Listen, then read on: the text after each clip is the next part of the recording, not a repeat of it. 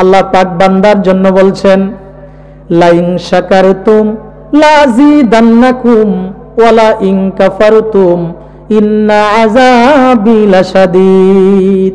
আল্লাহ পাক বলছেন, বান্দারে তুমি যদি কৃতজ্ঞ হও, তুমি যদি শুকর গুজারকারী হও, তুমি যদি বাধ্য হও, তাহলে আমি আল্লাহ তোমার জন্য আরো নেয়ামত বাড়াইয়া দিব। আল্লাহ পাক বলছো, বান্দারে ওয়ালা ইন কাফারতুম, আর যদি তুমি অস্বীকৃতিকারী হও, যদি অস্বীকার করো, অকৃতজ্ঞ হও, তাহলে তোমার কাছ থেকে তো আমি নেয়ামত কেড়ে নিবই। ইন্না আযাবি লাশাদীদ, নিশ্চয় জেনে রাখো আল্লাহর আযাব বড় কঠিন। কথা বলেন, আল্লাহর আযাব বড় কঠিন। প্রিয় ভাইরা, আমাদের ধর্মের নাম কি? কথা বলেন, আমাদের ধর্মের নাম কি? ইসলাম। সন্দেহ আছে? সন্দেহ আছে? এই জমিনে কার প্রশংসা হবে? কথা বলেন, কার প্রশংসা হবে? কার কৃতজ্ঞতা জ্ঞাপন করব আমরা? কার প্রশংসা করব আমরা?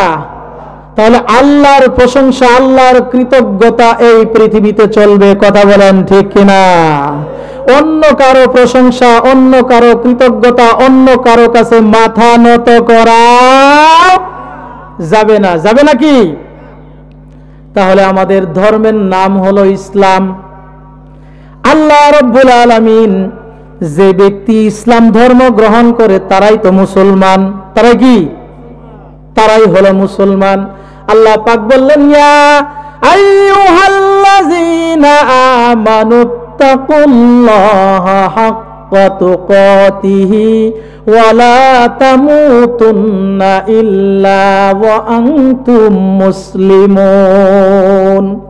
আল্লাহ পাক মুসলমানদেরকে ডাক দিয়ে বললেন, ইয়া আইয়ুহাল্লাযীনা আমানুত্তাকুল্লাহ, হে ঈমানদারগণ, তোমরা যারা আমি আল্লাহর উপর ঈমান এনেছো, আমিকে রব বলে স্বীকার করেছো, যারা পরকালকে বিশ্বাস করো, জান্নাতকে বিশ্বাস করো, জাহান্নামকে বিশ্বাস করো, এই জীবনের পরে আরেকটা জীবন আছে, এই জীবনকে যারা বিশ্বাস করো, হে ঈমানদাররা শুনো, যেমনি ভাবে আল্লাহকে ভয় করা উচিত ঠিক সেভাবেই তোমরা আল্লাহকে ভয় করো।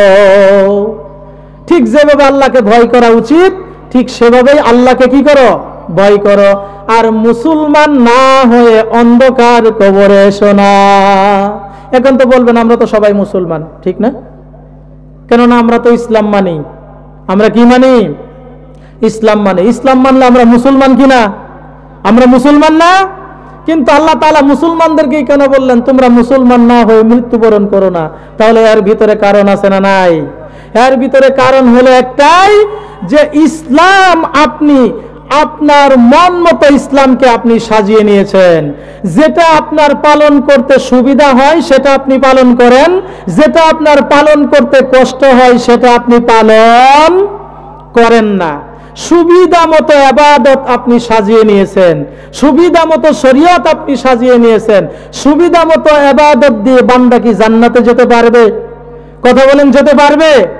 একক ইবাদত দিয়ে বান্দা কোনোদিনই জান্নাতে যেতে পারবে না।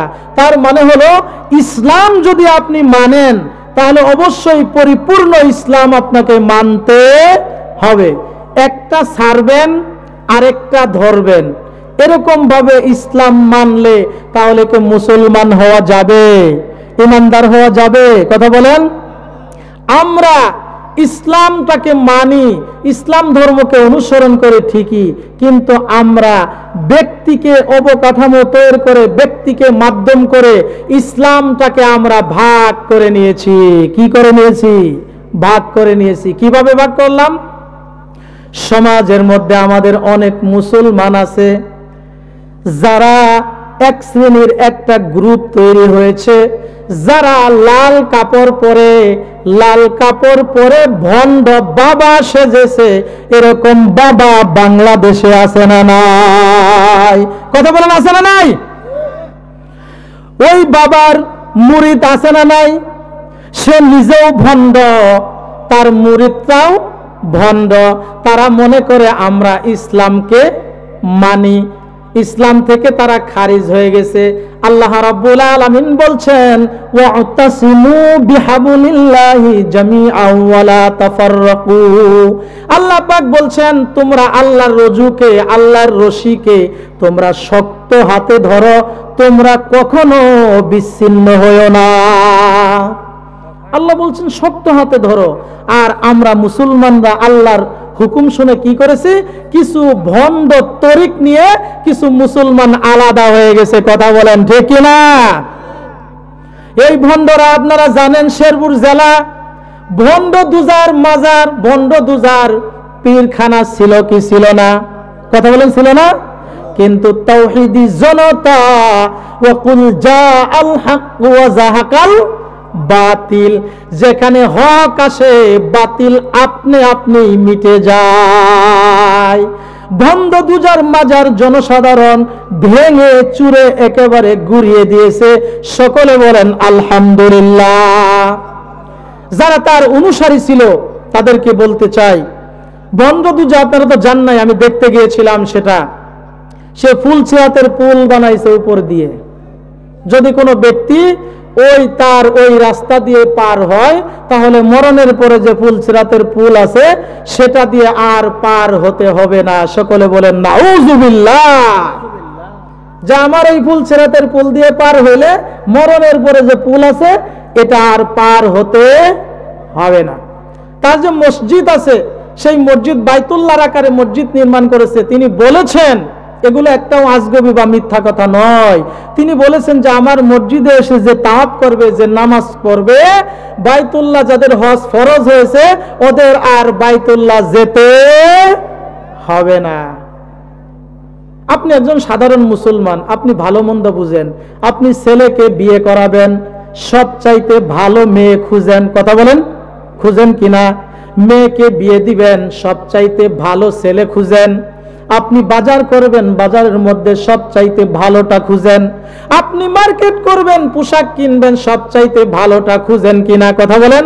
আপনি বাড়ি করবেন, কিভাবে বাড়ি বানালে সুন্দর হয়, সবচাইতে সুন্দর বাড়িটা বানানোর চেষ্টা আপনি করেন। তাহলে দুনিয়াতে সব কিছু আপনি আপনার মস্তিষ্ক দিয়ে সর্বোচ্চটাকে আপনি ইন্ডিকেট করেন, টার্গেট করেন, করার চেষ্টা করেন। ইসলামের ক্ষেত্রে আপনার নজর এত নিচে কেন? কথা বলেন। আপনার কি জ্ঞান নাই? আপনি কি বুঝেন না? তাহলে এক শ্রেণীর মুসলমান তারা আল্লাহ বলছেন ওয়াতাসিমু বিহাবলিল্লাহি জামিয়া, তোমরা আল্লাহর রজ্জুকে ধরো। এই আয়াত শুনে তারা ভণ্ড বাবাকে নিয়ে তারা আলাদা দল হয়ে গেছে। কথা বলেন ঠিক কিনা? শহীদ আল্লামা সাইদি রহমতুল্লাহ আলাইহি তিনি বলেছেন বাংলাদেশে মুসলমানদের বাবা আছে কিন্তু মা নেই, আবার হিন্দুদের মা আছে বাবা নেই। তিনি বলেছেন কিভাবে বাবা আছে মুসলমানদের? ল্যাংটা বাবা, তালা বাবা, পাগলা বাবা, উজা বাবা, ঝাড়ু বাবা, সুঙ্গা বাবা আছে না নাই? কথা বলেন। মলম বাবা, খেতা শাহ, অমুক শাহ, তমুক শাহ। বাংলাদেশে বাবার কোনো অভাব নাই। আবার হিন্দুদের বাবা নাই, মা আছে। মা দুর্গা, মা সরস্বতী, মা কালী, মা লক্ষ্মী, মা উমুক, মা তমুক, এরকম আছে না নাই? তাহলে আমরা ইসলামের সর্বোচ্চটাকে না ধরে সর্বনিম্ন যেটা আছে ইসলামের মধ্যে পড়ে না, আমরা মুসলমানরা সুবিধা অনুযায়ী সেটাই করি। কথা বলেন ঠিক কিনা? আবার এক শ্রেণীর মুসলমান দাবি করে আমরাও মুসলমান, শরীয়ত মারফতের গান করে কি করে না? কথা বলে না। শরীয়ত মারফতের ভক্ত আছে না নাই? কথা বলেন আছে না নাই? শরীয়ত মারফতের লোকেরা এমন কথা বলে, আমি শুনেছি, নিজ কানে শুনেছি। তারা বলেছে আল্লাহ পাক যখন হযরতে আদম আলাইহিস সালামকে সৃষ্টি করেছিলেন, সৃষ্টি করার পর তিনি বলেছিলেন আদম এখানে থাকো, খাও, ওয়ালা তাকরাবা হাযিহি শাজারা, ওই যে গাছে আছে ওই গাছের নিকটবর্তী হয়ো না। আল্লাহ পাক আদম আলাইহিস সালামকে বলছিলেন যে এখানে থাকো, খাও, ওয়ালা তাকরাবা হাযিহি শাজারা, ওই গাছের নিকটবর্তী হয় না। যদি ওই গাছের নিকটবর্তী হও ফাতাকুনা মিনাজ জালিমিন, তাহলে জালিমদের অন্তর্ভুক্ত হয়ে যাবে। এই শরীয়ত মারফতের লোকেরা বলে আল্লাহ এমন একটা কাজ করেছে নাকি, কেন আদমকে বানাইলো, বানায় ওই গাছটা কেন তৈরি করলো, আবার তৈরি করে আল্লাহ কেন আদমকে যাওয়ার জন্য নিষেধ করলো? আল্লাহ গাছ তৈরি করলো কেন? গাছ তো তৈরি করারই দরকার ছিল না, তাহলে তো আর আদম আলাইহিস সালামকে না করতে হয় না, ঠিক না? এই যে শরীয়ত মারফতের এই লোকগুলো মানুষের ব্রেনকে, মগজকে ধুলাই করে দিচ্ছে, কথা বলেন ঠিক কিনা? আপনি একজন সাধারণ মানুষ তখন চিন্তা করবেন যে কথা তো ঠিক, আল্লাহ আদম আলাইহিস সালামকে বানানোর পরে ওই গাছই তো দেওয়ার দরকার ছিল না, তাহলে গাছের নিকটবর্তী যায় না, তাহলে এই আদেশের কোনো প্রয়োজন ছিল না। এরাও মনে করে আমরা মুসলমান, কথা বলেন ঠিক কিনা? প্রিয় উপস্থিতি, ইসলাম যে আসলে কোনটা আমরা এটা সঠিক আসলে জানি না। আমরা ইসলামকে ব্যক্তি হিসেবে চিহ্নিত করেছি। প্রিয় উপস্থিতি, ইসলাম কি কোনো ব্যক্তি? কথা বলেন। আমি কি ইসলাম? এই যে সভাপতি সাহেব কি ইসলাম? কথা বলেন। কোন ব্যক্তি কি ইসলাম? ইসলাম হচ্ছে কোরআন। ইসলাম হচ্ছে কি? কোরআন। ইসলাম হচ্ছে হাদিস। রাসূলুল্লাহ হচ্ছে ইসলামের মাপকাঠি। যদি কোনো ব্যক্তি ইসলাম হয়ে থাকে তাহলে নবী আলাইহিস সালাতু ওয়াস সালাম হলেন ইসলাম, কথা বলেন ঠিক কি না? আর যদি ইসলাম হয়ে থাকে আসমানি কিতাবগুলো হলো ইসলাম। কিন্তু আমরা গন্ড মূর্খ মুসলমানরা ব্যক্তিকে ইসলাম মনে করে আমরা ইসলাম মানি, কথা বলেন ঠিক কি না? সবকিছু আমরা ভালো জিনিসটা ইন্ডিকেট করতে পারি, কিন্তু ইসলামের ক্ষেত্রে পারি না। প্রিয় উপস্থিতি, আমরা যারা এখানে এসেছি, প্রিয় ভাইরা, আমরা সবাই মুসলমান।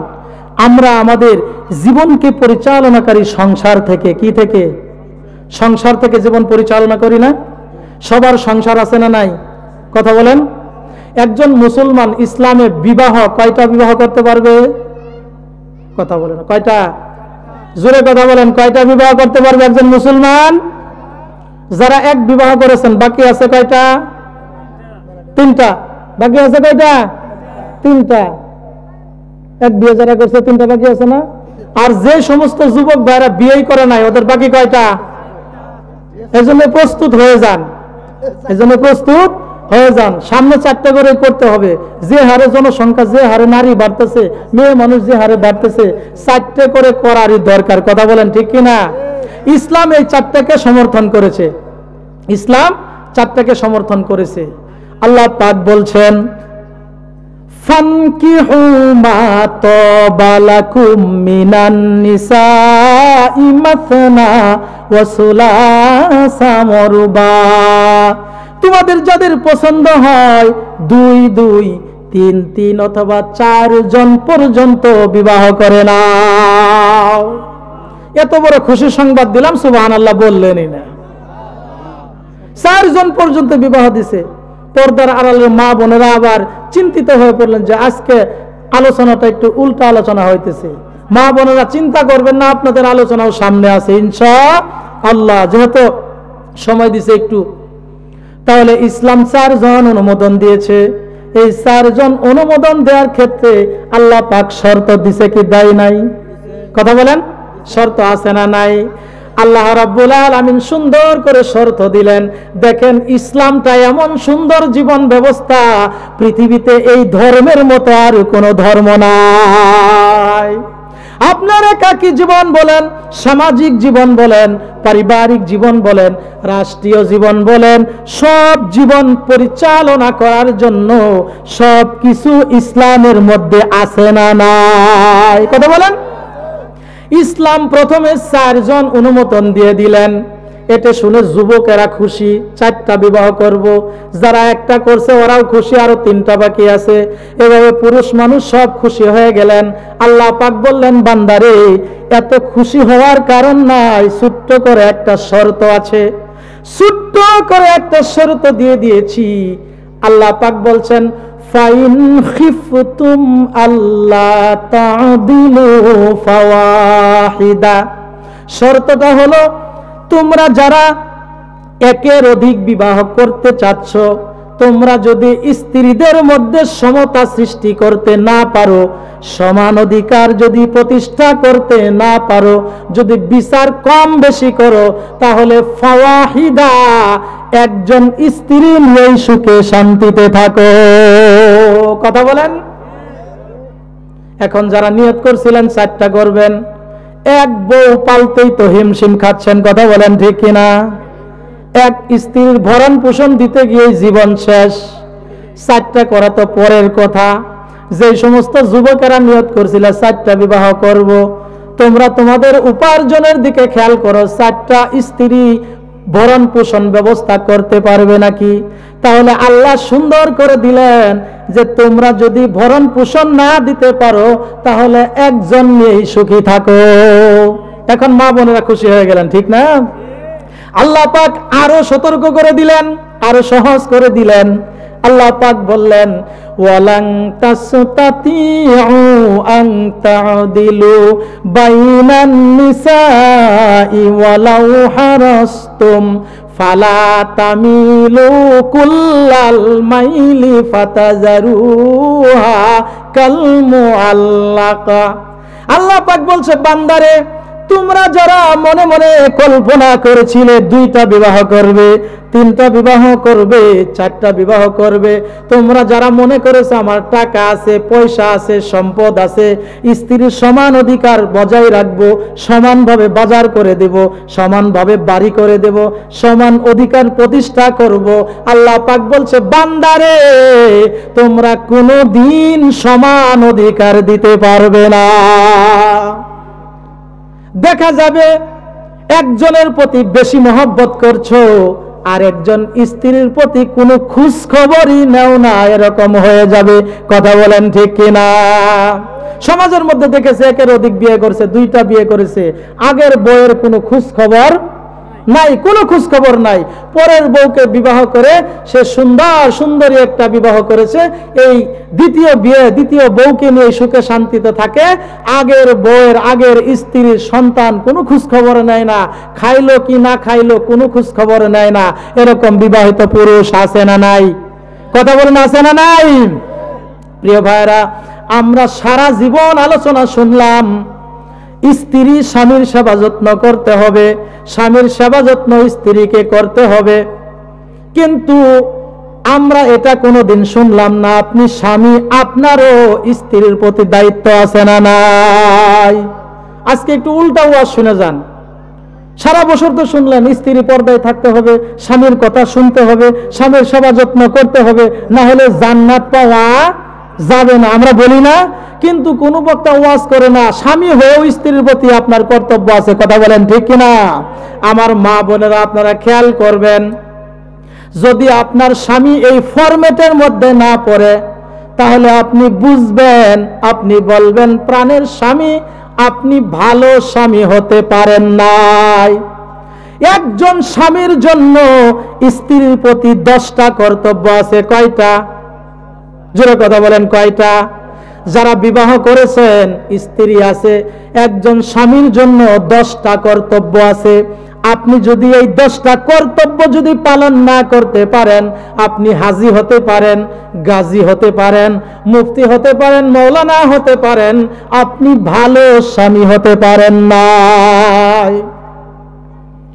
10টা দায়িত্ব পুরুষ মানুষের আছে।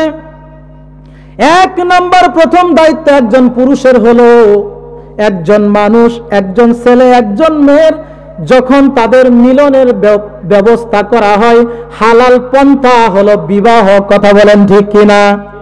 এই বিবাহের মধ্যে সবচাইতে গুরুত্বপূর্ণ যে জিনিসটা হলো মহারানা নির্ধারণ করা। করুন, আমরা বিবাহের মধ্যে মহারানা নির্ধারণ করা হয়। বর্তমান যে যুগ, এই যুগে মেয়ের পক্ষেরা বেশি মহারানার চিন্তা করে, আর ছেলেরা যত কম হয় সেটা চিন্তা করে। আল্লাহ নবী সাল্লাল্লাহু আলাইহি সাল্লাম বলেছেন, যে বিবাহের মধ্যে সবচাইতে কম খরচ হয় ওই বিয়েটাই হলো সর্বোত্তম বিবাহ। কিন্তু সমাজের মধ্যে দেখা যায় সাধারণ গরিব ছেলে মানুষের বাড়িতে কাজ করে খা, রিক্সা চালায় খা, পরের জমিতে হাল চাষ করে জীবিকা নির্বাহ করে। ওই ছেলেটা বিবাহ করছে, দেনমোহর 3 লাখ টাকা বেঁধে দিয়েছে। কথা বলেন ঠিক কিনা? দেয় কিনা 3 লক্ষ টাকা, 4 লক্ষ টাকা? ওই ছেলের বাড়ি গাড়ি জায়গা সম্পদ যা কিছু আছে 14 গোষ্ঠী সহ যদি বিক্রি করে দেয়, দেনমোহর মহারানার টাকা আদায় করা সম্ভব হবে না।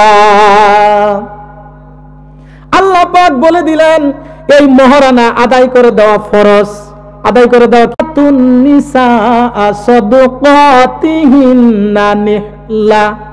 ইসলাম কঠিন না সহজ?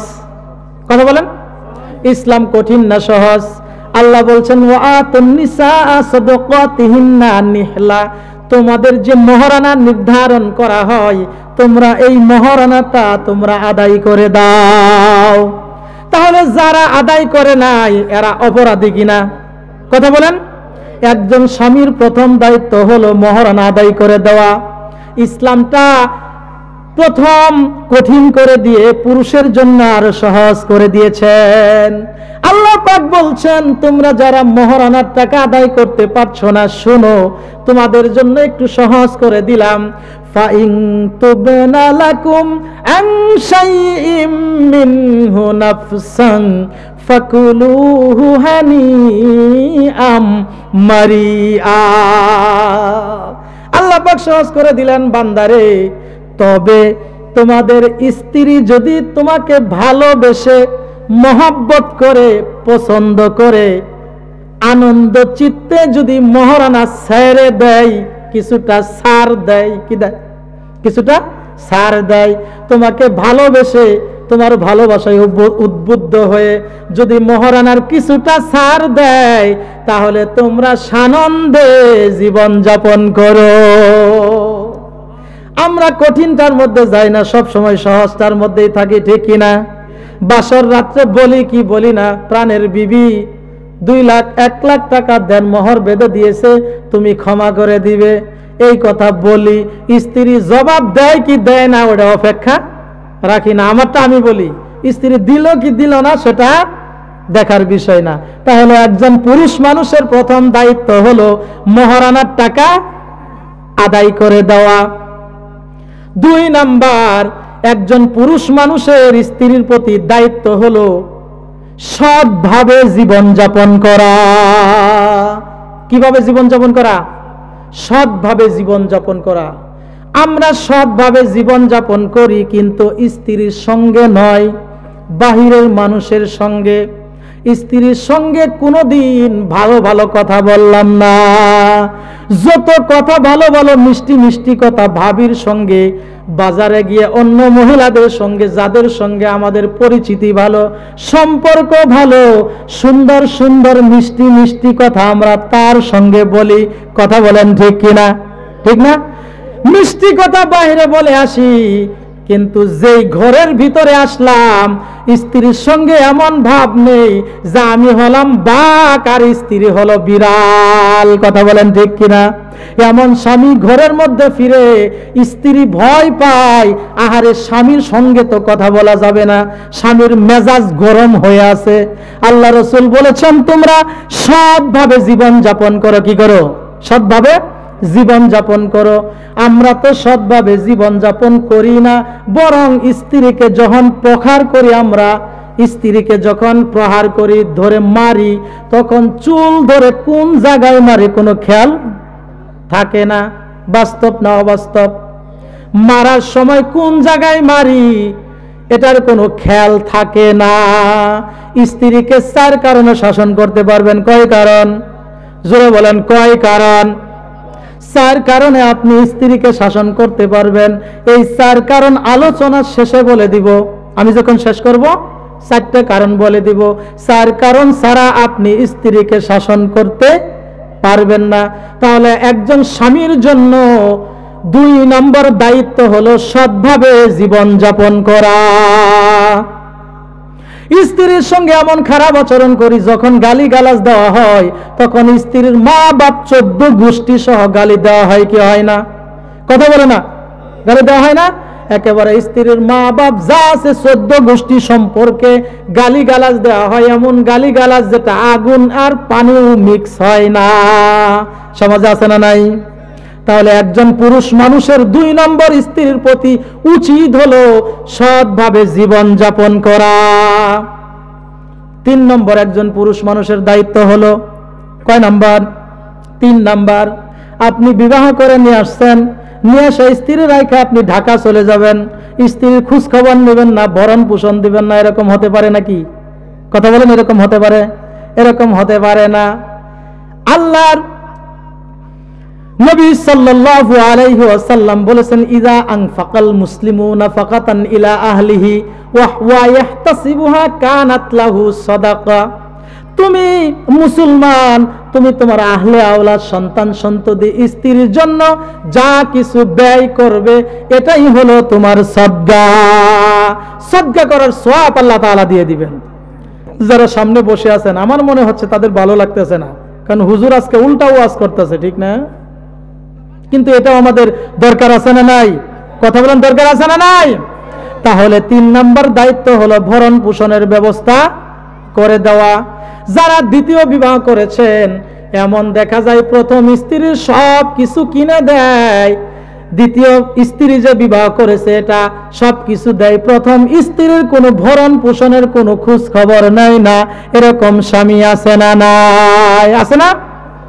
তাহলে 3 নম্বর আপনার জন্য দায়িত্ব হলো ভরণ পোষণের ব্যবস্থা করে দেওয়া, উত্তম বাসস্থানের ব্যবস্থা করে দেওয়া। একজন পুরুষ মানুষের 4 নম্বর কর্তব্য। কয় নাম্বার? জোরে কথা বলেন, কয় নাম্বার? 4 নাম্বার আপনার জন্য কর্তব্য আছে। আপনি বিবাহ করছেন, কিভাবে আপনার সংসারকে পরিচালনা করবেন ইসলাম ধারাবাহিকভাবে সুন্দর করে বর্ণনা করে দিয়েছে। আজকে ইসলাম এত সুন্দর করে বলার পরেও আমাদের সংসারে কোথাও শান্তি নেই। কথা বলেন ঠিক কিনা? ঠিক না? কেননা ইসলাম একদিকে আর আমরা চলি আরেক দিকে। ইসলাম বলে এক আর আমরা করি আরেক। একজন পুরুষ মানুষের 4 নাম্বার দায়িত্ব হলো, আপনি বিবাহ করে নিয়েছেন, উত্তম বাসস্থানের ব্যবস্থা করে দেওয়া। কি ব্যবস্থা করে দিবেন? উত্তম বাসস্থানের ব্যবস্থা করে দিবেন। দেখবেন যারা 2 বিয়ে করেছে, 3 বিয়ে করেছে, এরকম পুরুষ মানুষ আছে, এক স্ত্রীকে রেখে সুন্দর ঘরে, টিনের ঘরের মধ্যে, আরেক স্ত্রী ভাঙ্গা ঘরের মধ্যে রেখে দেয়। কথা বলেন ঠিক কিনা? আছে না এরকম? স্ত্রী এমন যন্ত্রণা, সন্তান 2-3টা সন্তান হয়েছে, স্বামী খোঁজ খবর নেয় না, চোখের পানি ফেলে, কাউকে বলতেও পারে না, কোনো কিছু সইতেও পারে না। তাহলে 4 নম্বর দায়িত্ব হলো আপনার উত্তম বাসস্থানের ব্যবস্থা করে দেওয়া। আল্লাহ পাক বললেন, আসকিনুহুন্না মিন হাইসু সাকানতুম মিন ওয়াজদিকুম ওয়ালা তুদাররুহুন্না লিতুদাইয়িকু আলাইহিন্না।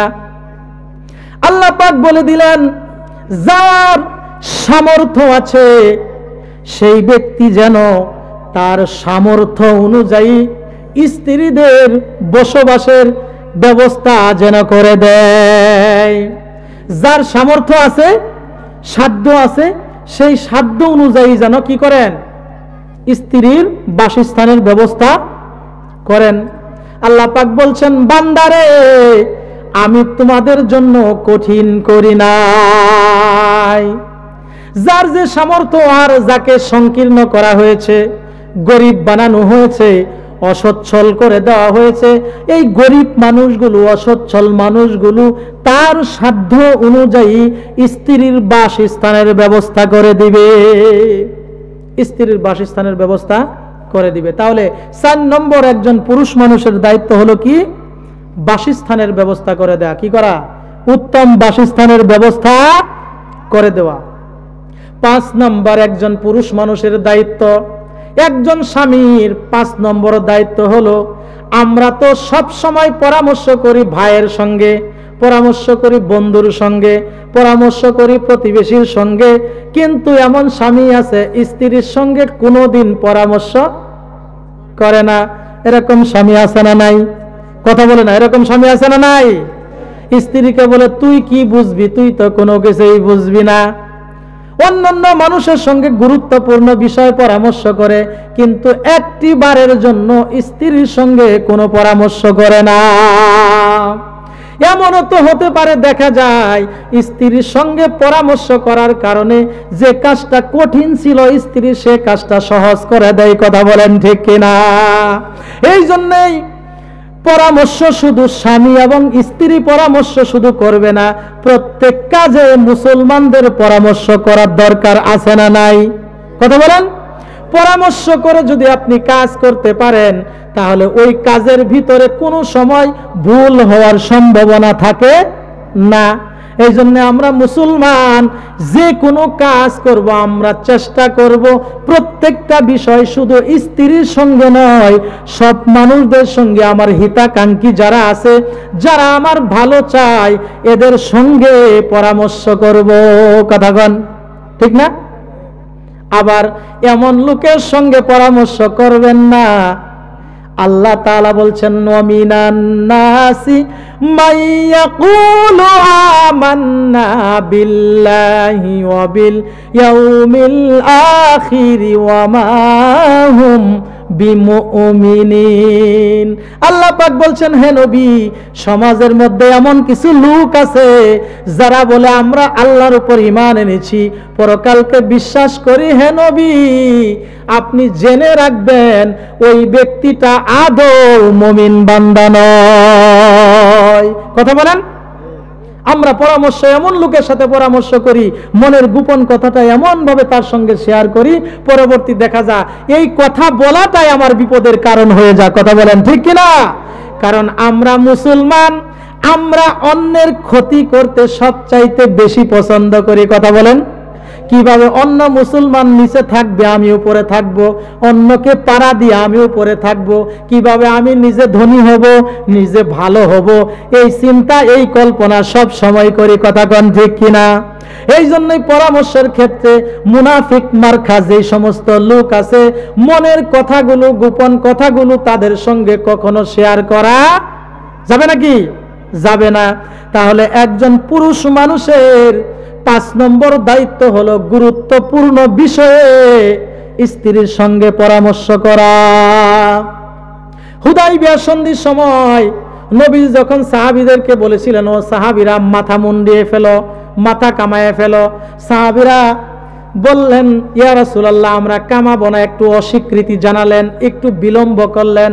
নবীজি উম্মে সালামা রাদিয়াল্লাহু তাআলা আনহার সঙ্গে পরামর্শ করে আগে নিজেই মাথা মুন্ডায় ফেললেন।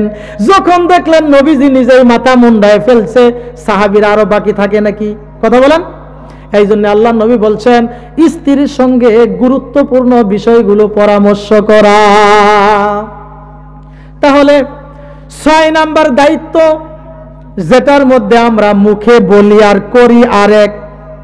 ছেলে বিয়ে করাতে যখন যাই, তখন বলা হয় মেয়ের পক্ষ থেকে আমার মেয়ে পড়াশোনা করতেছে, তখন ছেলের বাবা বলে সমস্যা নাই, বিয়ের পরেও মেয়ে লেখাপড়া করতে পারবে।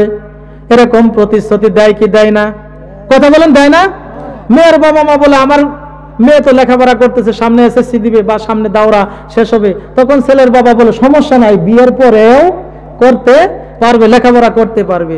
এই বিশ্বাসে যখন বিবাহ দিয়ে দেয়, পড়া তো দূরস্থান, দূরের কথা, লেখাপড়ার কোনো নাম গন্ধ আর থাকে না। কথা বলেন ঠিক কিনা?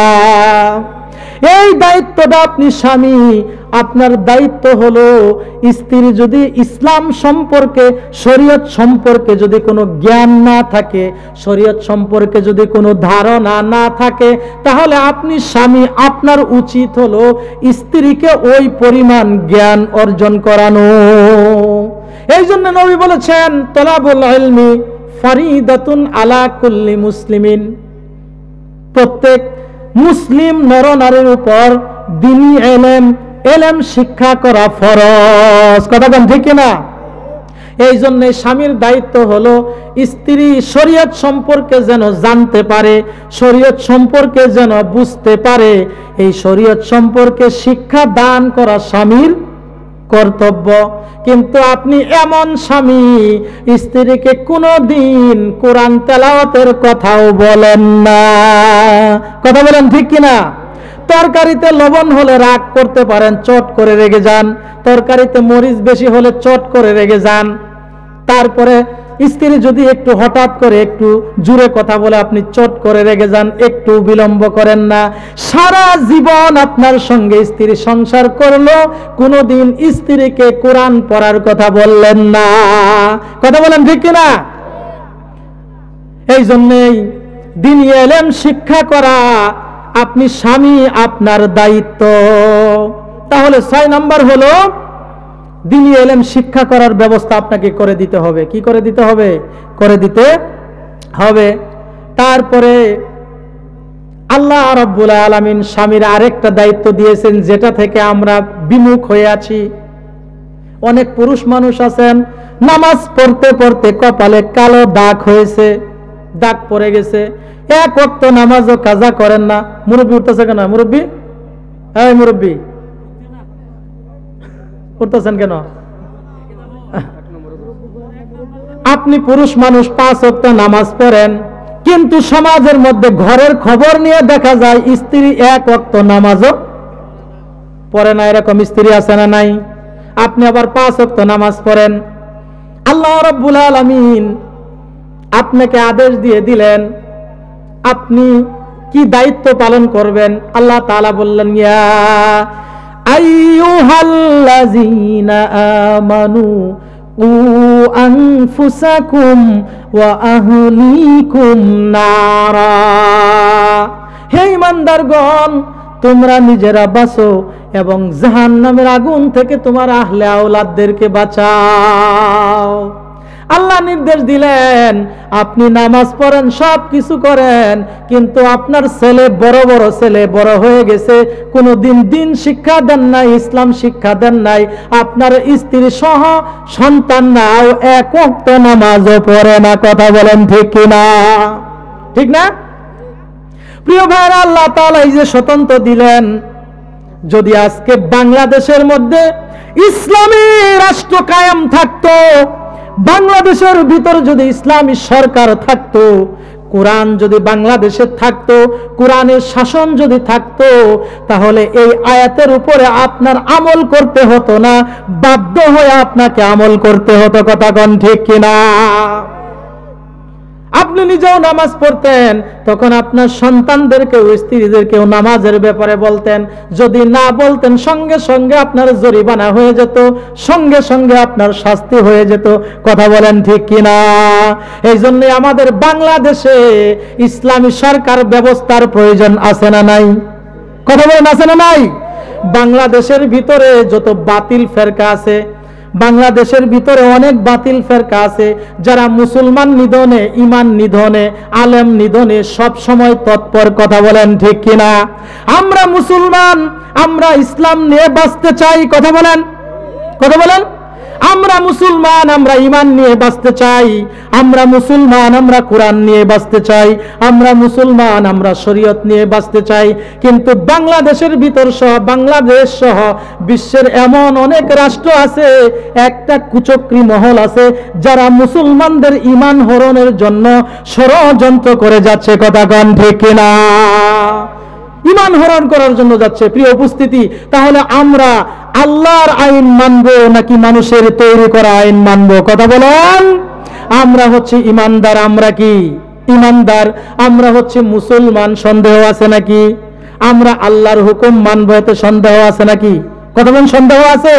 তাহলে কোন সময় যদি দেখা যায় এরকম বাতিল ফেরকারা আমাদের ঈমানের উপরে আঘাত করতেছে, ইসলামের উপরে আঘাত করতেছে, টুপির উপরে আঘাত করতেছে, পাঞ্জাবির উপরে আঘাত করতেছে, আমরা ঠিকমতো ইসলামী জলসা করতে পারতেছি না, ঠিকমতো নামাজ পড়তে পারতেছি না, এরকম বাতিল ফেরকা যদি আমাদের মোকাবেলায় আসে, ঈমান বাঁচাতে, ইসলাম বাঁচাতে, টুপি বাঁচাতে আপনারা কি প্রস্তুত আছেন? সকলে হাত তুলে আল্লাহকে দেখা দেন। নারায়ে তাকবীর। নারায়ে তাকবীর, নারায়ে তাকবীর। হাত নামান। তাহলে একজন পুরুষ মানুষের দায়িত্ব হলো ইসলামী জ্ঞান শিক্ষা দিবে, ঠিক না? ইসলামী জ্ঞান শিক্ষা দিবে।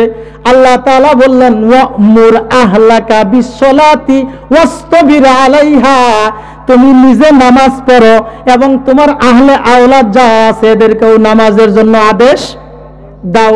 কিন্তু আপনি এমন মানুষ নিজে নামাজ পড়েন, কোনোদিন স্ত্রীকে নামাজের কথা বললেন না। যদি না বলে থাকেন আপনি ভালো স্বামী হতে পারেন নাই। আল্লাহর নবী সাল্লাল্লাহু আলাইহি ওয়াসাল্লাম বলেছেন, কাল্লা কুল্লুকুম রাই, প্রত্যেক মানুষ হলো দায়িত্বশীল, প্রত্যেক মানুষ দায়িত্বশীল। ও কুল্লুকুম মাসউলুন আর রাইয়া, প্রত্যেক মানুষকে কিয়ামতের দিন তার দায়িত্ব সম্পর্কে জিজ্ঞাসা করা হবে। পরিবারের একজন প্রধান ব্যক্তি আছে না নাই? কথা বলেন। পরিবার চলা প্রধান ব্যক্তি আছে না? একটা পরিবার চলা একজন প্রধান আছে। একটা বাড়ির প্রধান আছে না নাই? কথা বলেন, আছে না নাই? তাহলে কয়েকটা বাড়ি মিলে একটা গ্রাম হয়, একটা গ্রামের মন্ডল মাতাব্বর আছে না নাই? কথা বলেন। আবার কয়েকটা গ্রাম নিয়ে একটা ওয়ার্ড তৈরি হয়, ওয়ার্ডের মেম্বার আছে না নাই? আবার কয়েকটা ওয়ার্ড নিয়ে ইউনিয়ন তৈরি হয়। কথা বলেন। কয়েকটা গ্রাম নিয়ে ইউনিয়ন তৈরি হয়, ইউনিয়নের চেয়ারম্যান আছে না নাই? আবার কয়েকটা ইউনিয়ন মিলে একটা উপজেলা হয়। কথা কন, আছে না? উপজেলার প্রধান আছে না নাই? আবার জেলার প্রধান আছে না নাই? এভাবে করতে করতে একবারে রাষ্ট্র পর্যন্ত রাষ্ট্রপ্রধান আছে না নাই? আল্লাহর নবী বলেছেন, তুমি একজন বাড়ির দায়িত্বশীল, কিয়ামতের দিন তোমার দায়িত্ব সম্পর্কে জিজ্ঞাসা করা হবে, তুমি কতটুকু দায়িত্ব পালন করেছো। তুমি একটা বাড়ির দায়িত্বশীল, তোমাকে দায়িত্ব সম্পর্কে জিজ্ঞাসা করা হবে। তুমি একটা গ্রামের দায়িত্বশীল, তোমাকে গ্রামের দায়িত্ব সম্পর্কে জিজ্ঞাসা করা হবে। তুমি একটা ইউনিয়নের দায়িত্বশীল, কিয়ামতের দিন তোমার ইউনিয়ন সম্পর্কে জিজ্ঞাসা করা হবে। তুমি একটা উপজেলার দায়িত্বশীল, উপজেলা সম্পর্কে তোমাকে জিজ্ঞাসা করা হবে। এভাবে কোন রাষ্ট্র পর্যন্ত একজন রাষ্ট্র নায়ককে কিয়ামতের দিন তার রাষ্ট্র সম্পর্কে জিজ্ঞাসা করা হবে। কথা বলেন। তাহলে আপনি বাড়ির প্রধান, আপনার সম্পর্কে আপনিও আল্লাহ রাব্বুল আলামিন দায়িত্ব সম্পর্কে জিজ্ঞাসা করবেন।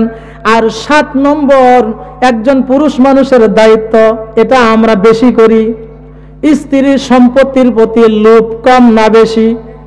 কথা বলেন।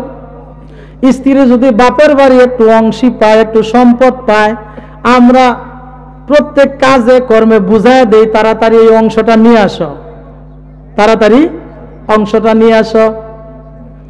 অথচ আল্লাহ রাব্বুল আলামিন কুরআনে সুন্দর করে বলে দিলেন, ওয়ালা তাতামান্নাউ মা ফাদ্দালাল্লাহু বিহি বা'দাকুম আলা বা'দ লিররিজালি নাসিবুম মিম্মা ইকতাসাবু ওয়ালিন-নিসাই নাসিবুম মিম্মা ইকতাসাব।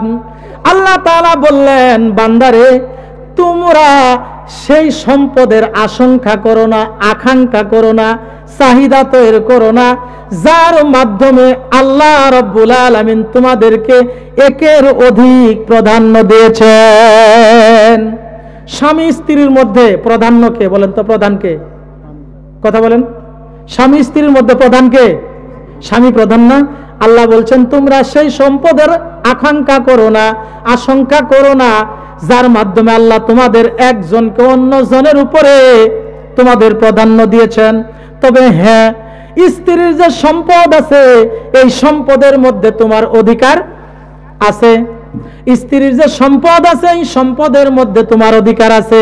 আবার স্বামী যা উপার্জন করে, এই উপার্জনের মধ্যেও স্ত্রীর অধিকার আছে।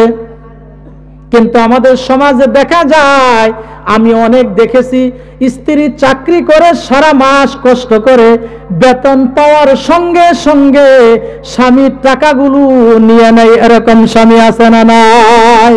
কথা বলেন, এরকম স্বামী আছে না? সারা মাস কষ্ট করে চাকরি করলো, বেতন পাওয়ার সঙ্গে সঙ্গে টাকাগুলো নিয়ে নেয়, সে তার ইচ্ছা মতো খরচ করে। আবার বাবার বাড়ি যদি সম্পদ পায়, এই সম্পদের জন্য চাপ সৃষ্টি করে, এরকম স্বামী আছে না নাই? এই জন্য আল্লাহ তাআলা বলছেন, বান্দারে সেই সব সম্পদের আকাঙ্ক্ষা তোমরা কইরো না, তবে অংশ স্ত্রী যদি কিছুটা দেয় তাহলে তোমরা সেটা নিতে পারো, এতে কোনো সমস্যা নাই। তাহলে 7 নম্বর দায়িত্ব হলো একজন স্বামীর স্ত্রীর সম্পদের প্রতি লোভ না করা। 8 নাম্বার এটার মধ্যে আমরা নাই, 8 নাম্বারের মধ্যে আমরা নাই। 8 নম্বর হচ্ছে ক্ষমার মানসিকতা তৈরি করা। আমরা শুধু জানি স্ত্রীর উঠতে বসতে ভুল, কথা বলেন ঠিক কিনা? কথা বলে না? স্ত্রীর কথা ভালো না, স্ত্রীর চালচলন ভালো না, স্ত্রীর হাসি ভালো না, স্ত্রী সুন্দর করে কথা বলতে পারে না। প্রত্যেক উঠতে বসতে আমরা শুধু স্ত্রীর ভুল ধরতে জানি, কথা বলেন ঠিক কিনা? শুধু স্ত্রী নয়, কোনো ব্যক্তি যদি কোনো ব্যক্তির ভুল ধরার চেষ্টা করে তাহলে ওই ব্যক্তি কি চলাফেরা করতে পারবে নাকি? কথা বলেন, পারবে?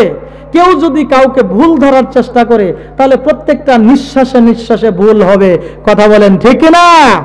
আমরা শুধু অন্যের অপরাধটা পাহাড় সমান করে দেখি, নিজের যে অপরাধ আছে এটা দেখি না।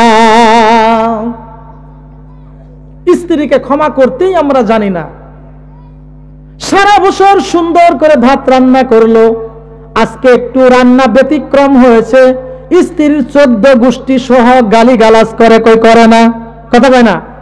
অথচ সারা বছর আপনাকে সুন্দর করে রান্না করে খাওয়ালো, কষ্ট করে রান্না করলো, স্ত্রী চেষ্টা করে রান্নাটা যেন সুন্দর হয়, চেষ্টা করে কি করে না? করে না? আপনি খানা খেতে বসেই আপনি ভুল ধরে ফেললেন, তরকারি আজকে এরকম হয়েছে, ভাত এরকম হয়েছে, এটা ঠিক মতো হয় নাই, অথচ আপনি শুধু খানা খেতে বসলেন, এই রান্নাটা তৈরি করতে স্ত্রীর 2 ঘন্টা সময় লেগেছে, কথা বলেন ঠিক না? এই জন্য আল্লাহ রাব্বুল আলামিন বললেন, বান্দারে আমি তোমাদের জন্য সহজ করে দিলাম। আল্লাহ তাআলা বলছেন, ফাইন কারিহিতুমুহুন্না, আল্লাহ তাআলা বললেন, বান্দারে স্ত্রীদের যদি তোমাদের একটা আচরণ যদি খারাপ লাগে, অন্যবার মজা লাগে, কথা বলে না? এই জন্যই একজন স্বামীর উচিত হলো, 8 নম্বর উচিত হলো ক্ষমার মানসিকতা তৈরি করা। কি তৈরি করা? ফাইন কারিহিতুমুহুন্না ফাসা আন তাকরাহু শাইআও ওয়া ইয়াজআলাল্লাহু ফীহি খায়রান কাসীরা। আল্লাহ বলছে, বান্দারে তোমার স্ত্রীর একটা আচরণ তোমার খারাপ লাগতে পারে, তবে অন্যটা তো তোমার ভালো লাগতে পারে, লাগে কি না? এই জন্য একজন স্বামীর 8 নম্বর দায়িত্ব হলো ক্ষমার মানসিকতা তৈরি করা, স্ত্রীকে কথায় কথায় ভুল না ধরা। 9 নম্বর দায়িত্ব, এটার মধ্যেও আমরা পটু। 9 নম্বর দায়িত্ব, আল্লাহ রাব্বুল আলামিন ইসলামটাকে এত সুন্দর করে দিলেন, একজন পুরুষ মানুষের 9 নম্বর দায়িত্ব হলো স্ত্রীর গোপন কথা মানুষের কাছে বলবে না। কিন্তু আমরা এমন কাঠমোল্লা, এমন মূর্খ, এরকম গন্ড, আমরা ইসলাম সম্পর্কে আমাদের তো কোনো জ্ঞান নাই কেই। যখন স্বামী এবং স্ত্রী একসঙ্গে ঘুমায় কত কথা হয় কি হয় না? কথা বলেন। স্বামী স্ত্রীর মধ্যে কত সুন্দর আলাপ আলোচনা হয় কি হয় না? কিন্তু দেখা যায় হাসির ছলে, কথার ছলে রাত্রে স্বামী স্ত্রী কি গল্প করেছে বন্ধুর সঙ্গে শেয়ার করে দেয়, এরকম মানুষ আছে না নাই? আল্লাহর নবী বলেছেন, ইন্না মিন আশারিন নাসি ইনদাল্লাহ মানজিলাতান ইয়াউমাল কিয়ামাতির রাজুলা ইফদি ইলা মুরাতিহি ওয়া তুফদি ইলাইহি সুম্মা ইয়ানশুরু সিররাহা। কিয়ামতের দিন ওই ব্যক্তি সবচাইতে আল্লাহর কাছে বেশি নিকৃষ্ট, বেশি খারাপ বলে ওই পুরুষটা বিবেচিত হবে। চিহ্নিত হবে যে পুরুষটি রাতে স্ত্রীর সঙ্গে ঘুমালো, সুন্দর সুন্দর একে অপরের কথা বলল, নিজেদের মধ্যে সুন্দর সুন্দর কথা বলল, এই কথাগুলো হাসির ছলে পরের দিন বন্ধু বান্ধব পরিচিত জনের কাছে বলে দেয়, ওই পুরুষটা কিয়ামতের দিন সবচাইতে বেশি নিকৃষ্ট বলে বিবেচিত হবে। বুঝতে পারছেন? এই জন্যই স্বামী স্ত্রীর মধ্যে যে কথাগুলো হয় আমরা চেষ্টা করব এই কথাগুলো অন্য মানুষের কাছে যাতে শেয়ার না করি। পারবেন তো ইনশাল্লাহ? পারবেন না? আর 10 নাম্বার দায়িত্ব হলো একজন পুরুষ মানুষের, একজন মহিলা মানুষ প্রকৃতিগতভাবে একটু তেরা থাকে, ঠিক না? মহিলা মানুষ প্রকৃতভাবে একটু তেরা, তারা একটু কমই কথা শুনতে চায়। কমই কথা শুনতে চায় না?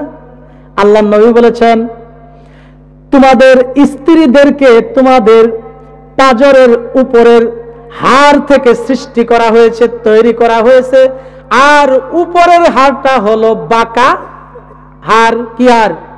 বাঁকা হাড়। যদি তোমরা এটাকে পুরাপুরি সোজা করতে যাও তাহলে ভেঙে যাবে। কি হবে? ভেঙে যাবে। আর যদি আপন অবস্থায় ছেড়ে দাও, যতটুক বাঁকা আছে সাথে সাথে আরো বাঁকা হয়ে যাবে। এই জন্য একজন পুরুষ মানুষের জীবন পরিচালনার ক্ষেত্রে সূক্ষ্মভাবে স্ত্রীকে টেকেল দিতে হবে। কেননা স্ত্রী এমনিতে একটু অকৃতজ্ঞ হয়। সারা জীবন আপনি ভরণ পোষণ দিলেন, একবার যদি একটু কম হয় সঙ্গে সঙ্গে বলবে সারা জীবন সংসার করলাম, একদিনও সুখ পাইলাম না। কথা বলেন, এরকম বলে কি বলে না?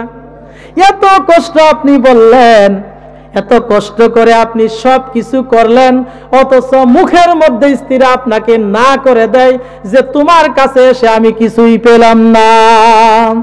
এই জন্যই প্রকৃতগতভাবে যেহেতু নারীরা একটু বাঁকা, এই জন্য সতর্কতার সহিত সুন্দরভাবে একজন পুরুষ মানুষের জীবন যাপন করতে হবে, ঠিক কিনা প্রিয় ভাইরা আমার? এই জন্যই একজন পুরুষ মানুষের 10টা দায়িত্ব। কয়টা দায়িত্ব? 10টা দায়িত্ব। 1 নাম্বার দায়িত্ব হলো মহরানা আদায় করে দেওয়া। কি আদায় করে দেওয়া? মহরানা আদায় করে দেওয়া। 2 নম্বর দায়িত্ব হচ্ছে সৎভাবে জীবন যাপন করা, স্ত্রীকে গালিগালাজ না করা। আল্লাহ রাসূল সাল্লাল্লাহু আলাইহি সাল্লামের ব্যাপারে মা আয়েশা বলেছেন, সারা জীবনে রাসূলুল্লাহ আমাদেরকে কোনোদিন একটা কটু কথাও বলে নাই। গালি গালাজ তো পারবে পরের কথা, কটু কথাও বলে নাই। তাহলে একজন পুরুষ মানুষের 2 নম্বর দায়িত্ব হলো সৎভাবে জীবন যাপন করা। 3 নম্বর দায়িত্ব হলো ভরণ পোষণের ব্যবস্থা করা, উত্তম ভরণ পোষণের ব্যবস্থা করা। 4 নম্বর হলো বাসস্থানের ব্যবস্থা করা। কি করা? বাসস্থানের ব্যবস্থা করা। 5 নম্বর হলো গুরুত্বপূর্ণ বিষয়ে পরামর্শ করা। 6 নম্বর হলো ইসলামিক জ্ঞান শিক্ষা দেওয়া। 7 নম্বর হলো স্ত্রীর সম্পত্তির প্রতি লোভ না করা। 8 নম্বর হলো ক্ষমার মানসিকতা তৈরি করা, উঠতে বসতে স্ত্রীর ভুল না ধরা। 9 নম্বর হলো স্ত্রীর গোপন কথা অন্য কোনো মানুষকে না বলা। আর 10 নম্বরে হচ্ছে স্ত্রী যেহেতু প্রকৃতগতভাবেই একটু বাঁকা, এই জন্য খুব সতর্কতার সহিত সংসারকে পরিচালনা করা। আমরা এই 10টা বিষয় ইনশাআল্লাহ মানার চেষ্টা করব। আল্লাহ তাআলা আমাদের সকলকেই তৌফিক দান করুক। সকলে বলি আমিন। আল্লাহ তাআলা আমাদের সকলকেই কবুল করুক। সকলে বলে আমিন।